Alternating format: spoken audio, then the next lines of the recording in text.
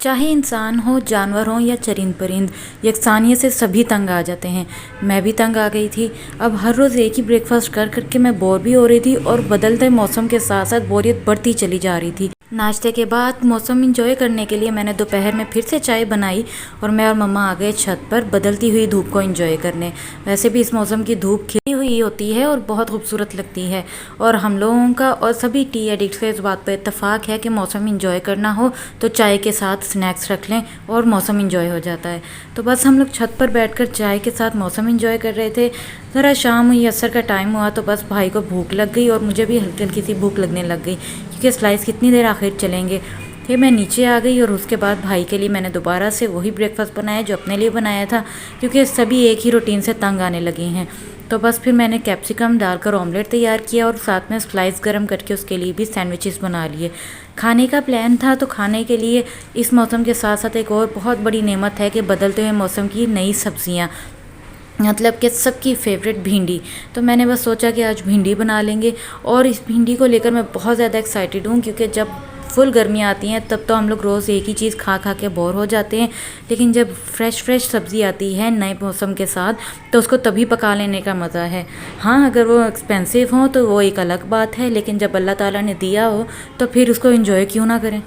इतनी बढ़ती हुई महंगाई ने लोगों को एक दूसरे से काफ़ी दूर कर दिया है। ऐसे में हर इंसान को कोई एक जगह ऐसी चाहिए होती है जहाँ पर खूब बेतकल्लुफ़ी हो और खाने वगैरह की या फॉर्मेलिटीज़ की आपको परवाह ही ना हो।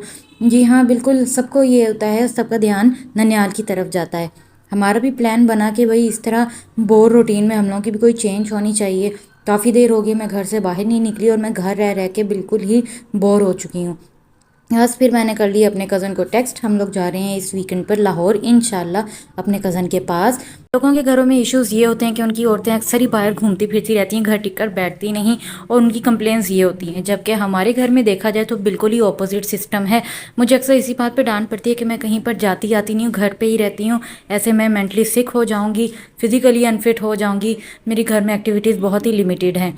लेकिन इस बार जब जाने की बात हुई तो सबसे ज़्यादा एक्साइटेड मैं थी, जिस पर मेरा खूब मजाक भी बना, मगर मैंने इसको बहुत इंजॉय किया, क्योंकि आपकी हमेशा फैमिली में कोई एक जगह ऐसी होती है जहाँ पर जाने के लिए आप हमेशा बहुत ईगर होते हो, और अगर उस फैमिली में से कोई आपके पास स्टे के लिए आ जाए तो सबसे ज़्यादा एक्साइटमेंट भी आप ही की देखने वाली होती है।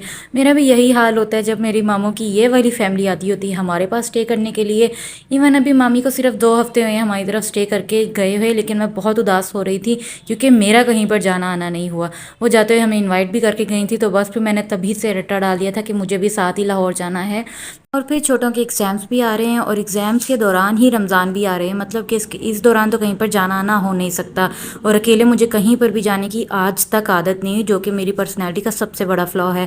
मैं कहीं पर भी मम्मा के बगैर नहीं जाती, चाहे मेरी सिस्टर जा रही है चाहे मेरा भाई जा रहा है, मैंने मम्मा के बगैर नहीं जाना होता। इस बात को लेकर अक्सर कभी कभी मैं खुद भी परेशान हो जाती हूँ, कभी मम्मा भी हो जाती हैं, मगर पता नहीं क्या इनसिक्योरिटीज़ हैं कि मैं कहीं पर भी अकेली जाती नहीं हूँ। वक्त बहुत तेज़ी से गुजरा है, ऐसे जैसे हम सब एक साथ ही बहुत ज़्यादा मैच्योर हो गए हों। पहले ये होता था कि घर के बड़े आपस में एक दूसरे से रिश्तेदारी निभाते थे, चाहे भाई है बहन है, एक दूसरे से मिलना मिलाना और ताल्लुकात वही बहाल रखते थे। लेकिन अब हम लोग चाहे अनमेरिड भी हैं, लेकिन हम कज़न्स में इतनी एहसास ज़िम्मेदारी है कि हम लोग आपस में ही मामलात बहाल रखते हैं। बड़े मिल सकें या ना मिल सकें, हम लोग आपस में गैप्स नहीं आने देते। और मेरे ख्याल में आजकल किसी भी रिश्ते को ज़िंदा रखने के लिए ये ज़रूरी है कि आप उससे मिलते ही रहो, चाहे वो आपके बड़े हों चाहे वो आप खुद हों। एक दूसरे को जब तक आप मिलते रहोगे तब तक ही वो रिश्ते ज़िंदा रहते हैं। मैं अक्सर जब किचन में होती हूँ ना, तो मेरे बहन भाई मुझे ढूंढते ढूंढते मेरे पास किचन में ज़रूर आ जाते हैं। वो कहते हैं कि उनको इस तरह फील होता है जैसे मम्मा है किचन में, और जब मम्मा किचन में हो तो मैं उनके पास ज़रूर आकर बैठ जाती हूँ, चाहे मुझे उनसे कुछ भी काम ना हो, चाहे मेरे पास करने को कोई भी बात ना हो। हमें अजीब किस्म का सुकून मिलता है। और बड़ी बहनों का भी रोल इस तरह का ही होता है। शायद यही वजह है कि वो हमेशा मेरे पास आकर बैठ जाते हैं। उन्हें लगता है कि उनकी माँ के बाद उनकी सबसे ज़्यादा सेफ़ प्लेस मैं हूँ। तो बस भाई मेरे पास आ गया था बातें करने के बहाने, और साथ में उसको ब्रेकफास्ट तैयार करके दे रही थी, जो कि ऑलवेज़ शाम के टाइम ही होता है, क्योंकि वो आजकल फ्री है, वेकेशन पे है। और इसके बाद मुझे करनी थी खाने की तैयारी। इतने में ही आ गए थे छोटे बहन भाई भी एकेडमी से पढ़ के, और हमारी खाने पीने की टाइमिंग तो ऑलमोस्ट सेम है सिवाय एक के, लेकिन हमारी चाय की टाइमिंग सभी की आपस में क्लैश करती है। उन्होंने एकेडमी से आकर चाय पीनी होती है, मैं पी चुकी होती हूँ, तो अब मुझे एक साइड पर उनके लिए भी चाय रखनी थी, साथ भाई के लिए भी रखनी थी। चाय बनाना एक ऐसा काम है जिससे मैं कभी भी बोर नहीं होती, कभी भी नहीं। लेकिन अगर मैं बहुत ज़्यादा थकी हूँ तो मेरे पास ये एडवांटेज होता है कि मेरी और भी सिस्टर्स हैं तो मैं उनसे भी बनवा लेती हूँ। और जब वो थक जाएँ तो उनका एडवांटेज होता है मेरा। लेकिन फिर भी कहूँ तो मैं सच में बहुत लकी हूँ कि मैं घर में और बल्कि अपनी पूरी फैमिली में सबसे बड़ी हूँ, सिस्टर और कज़न के रूप में, जिसकी वजह से मुझे कुछ एक्स्ट्रा एडवांटेजेस भी मिलते हैं। और जब मेरी कज़न्स मेरी रिस्पेक्ट करते हैं या फिर मम्मा की जगह आकर वो मेरे पास भी बैठते हैं तो मुझे बहुत अच्छा फील होता है। कभी ऐसा होता है कि मेरी मम्मा भी इकलौती पुप्पो हैं, वो कभी घर ना हो तो मेरे कज़न्स आकर मेरे पास बैठते हैं, जिस तरह के वो पुप्पो को ढूंढ रहे हों। तो मुझे ये चीज़ बहुत अच्छी लगती है। और बस फिर बातें करते करते शाम हो गई थी, मगरिब के करीब मैं लग गई थी खाना बनाने। अल्हम्दुलिल्लाह भिंडी हमने मौसम की नहीं कर ली है। सारी गर्मियाँ हम सबसे ज़्यादा इसी सब्ज़ी पर रिलाई करने वाले हैं, क्योंकि ऑफ सीज़न में भी हम भिंडी बहुत मिस करते हैं और सीज़न के दौरान भी सबसे ज़्यादा हमारे घर में भिंडी ही पकती है। इवन कि रमज़ान में सहरी के लिए मैं ताज़ा भिंडी उठकर पकाती हूँ। मुझे आदत है सहरी के टाइम पे ताज़ा खाना बनाने की और मुझे ये बहुत अच्छा लगता है। फ्रेश खाना सभी शौक़ से खा लेते हैं और भिंडी के साथ दही हो तो बहुत ज़्यादा डिलीशियस लगती है। प्याज इसके अंदर बराबर के डलते हैं और इसके साथ अगर मैं पराठा बना लूँ तो मैं तो बहुत शौक़ से खाती हूँ। बाकी घर वाले कोई पराठा शौक़ से लेता है सहरी में और कोई रोटी। वो भी मौसम आ ही रहा है और हमने पहला ही खाना डिसाइड कर लिया कि पहली सहरी इंशाल्लाह भिंडी की ही करेंगे। एक बात जो मुझे सर्दियों की बहुत ज़्यादा पसंद है मौसम के अलावा, वो ये है कि मुझे तब खाना पकाने में कोई इतनी मुश्किल नहीं होती। ऑलमोस्ट सारी सब्जियां सभी खा लेते हैं सिवाय ज़्यादा साग खाने के, वो मुझे लिमिटेड रखना पड़ता है। और अगर आपने मेरे प्रीवियस व्लॉग्स देखे हों तो इस बार मैंने साग तो खाने में बहुत ही कम बनाया है। आपको आइडिया यूँ होगा कि मैं अपने हर व्लॉग में, ऑलमोस्ट हर व्लॉग में कुकिंग ज़रूर कवर करती हूँ, क्योंकि डेली रूटीन में मेरी ये एक्टिविटी ऐसी है जिसमें ब्रेक नहीं आता। लेकिन गर्मियों में हमारे घर खाने की बहुत ज़्यादा प्रॉब्लम होती है और अक्सर ही घरों में होती है। मैं बात कर रही हूँ मिडिल क्लास और अपर मिडिल क्लास फैमिलीज़ की, ऑब्वियसली जहाँ से हम बिलोंग करते हैं। खैर, मैंने लास्ट ईयर तो अपनी समर रूटीन आपके साथ शेयर नहीं की थी, मगर इस बार गर्मियों के लिए मेरे पास कुछ अल्हम्दुलिल्लाह स्पेशल प्लान्स हैं। मैं कुछ ना कुछ डिफरेंट रेसिपीज़ ट्राई करती रहूँगी, खाने में कुछ चेंजेस लेकर आऊँगी। इवन कि सब्ज़ी और दालों की भी रेसिपीज़ को मैं ज़रा चेंज करके ट्राई करूँगी। मैं इस वक्त बहुत ज़्यादा एनर्जेटिक और बहुत ज़्यादा ऑप्टिमिस्ट हूँ गर्मियों को लेकर। बाकी अल्लाह ताला खैर करे।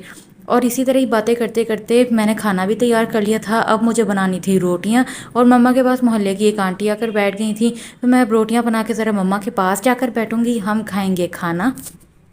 उसके बाद मैं और मेरी सिस्टर छत पर जाकर करेंगी वॉक। छत भी हमारी सेकंड स्टोरी है, जहाँ पर अक्सर हम लोग अब दोपहर को हुआ करते हैं बदलते मौसम की वजह से, या शाम को हुआ करते हैं। और रात के खाने के बाद वॉक तो हमारी मस्ट होती है।